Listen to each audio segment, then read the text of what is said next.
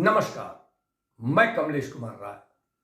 गैर कानूनी काम और अवैध धन उगाही जैसे माफिया कार्यशैली के तमाम उदाहरण हमें अक्सर देखने को मिलते रहते हैं। उत्तर प्रदेश पावर कॉरपोरेशन में भी माफिया कार्यशैली के तरह से बेखौफ विद्युत अधिकारियों द्वारा कार्य को अंजाम दिया जा रहा है। हालांकि ऐसे अधिकारियों की पहचान होते ही चेयरमैन एम देवराज के द्वारा इनके विरुद्ध सख्त कार्रवाई भी की जा रही है। लेकिन सच्चाई यह भी है कि ऐसी विद्युत माफिया कार्यशैली जैसी स्थिति का निर्माण करने वाले अधिकारियों को भी अपनी हिस्सेदारी के चक्कर में उनको सुपरवाइज करने वाले जिम्मेदार अधिकारियों के द्वारा भी उन्हें संरक्षण देने का काम निरंतर करते देखा जा सकता है। यदि हम विद्युत माफिया की बात करें तो इसमें सबसे प्रमुख नाम वाराणसी शहरी क्षेत्र में तैनात अधिशासी अभियंता आर.के. यादव का बताया जा रहा है। प्राप्त जानकारी के मुताबिक विद्युत वितरण खंड पंचम के अधिशासी अभियंता आर.के. यादव के द्वारा अपने कार्यकाल के दौरान असेसमेंट का एक बड़ा स्कैम किया गया है।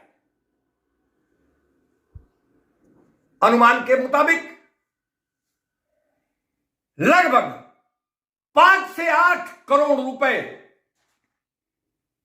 का बड़ा घपला असेसमेंट के खेल में अधिशासी अभियंता यादव के द्वारा करने की बात कही जा रही है। सूत्रों का कहना है कि प्रोविजनल असेसमेंट और फाइनल असेसमेंट के बीच का जो खेल होता है इससे बखूबी अधिशासी अभियंता द्वारा किया जाता है। 70 से लेकर 85% तक का फाइनल असेसमेंट में कमी करने की बात कही जा रही है। यही नहीं, कहा तो यहां तक जा रहा है कि आर.के. यादव के द्वारा तमाम अनियमितता, तमाम घपला जिस बेखौफ ढंग से अपने नगरीय विद्युत वितरण खंड पंचम में तैनाती के दौरान किया गया है, वह यदि जांच ईमानदारी से करा दी जाए तो उन्हें विभाग से बाहर का रास्ता दिखाया जा सकता है। उनके इस कार्य कारनामे में उनके कार्यकाल के दौरान तैनात उपखंडीय अधिकारियों के द्वारा भी कंधे से कंधा मिलाकर उनके साथ देने की बात कही जा रही है। सूत्रों का कहना है कि तमाम पंचम खंड में तैनात उपखंडीय अधिकारियों के द्वारा उपभोक्ताओं की चेकिंग के नाम पर उन्हें पहले प्रताड़ित किया जाता है। छोटी मोटी अनियमितता भी यदि मौके पर मिल गई तो उन्हें एफआईआर और असेसमेंट का डर दिखाकर उनसे बड़ा रकम वसूलने का प्रयास किया जाता है। नियमों के मुताबिक उपभोक्ता की चेकिंग के दौरान ही उनकी वीडियो फोटोग्राफी कराने के साथ साथ चेकिंग रिपोर्ट मौके पर उपभोक्ता को देना जरूरी होता है, लेकिन इन उपखंडीय अधिकारियों द्वारा ऐसा नहीं किया जाता। मौके पर चेकिंग की जाती है, इसके बाद बार्गेनिंग का दौर शुरू होता है। अगर बार्गेन करने में यह अधिकारी कामयाब हो जाते हैं तो बड़ा रकम वसूल कर चेकिंग रिपोर्ट की बात डस्टबिन में डाल दी जाती है। वहां कराया गया वीडियो फोटोग्राफी डिलीट कर दिया जाता है, एफआईआर नहीं किए जाते हैं। और यदि उनकी बार्गेनिंग नहीं हो पाती तो यह चेकिंग रिपोर्ट खंडी कार्यालय को भेज दिया जाता है, वह भी नियमों के विरुद्ध कई दिन बीत जाने के बाद अधिशासी अभियंता के द्वारा उनकी खुद देखरेख में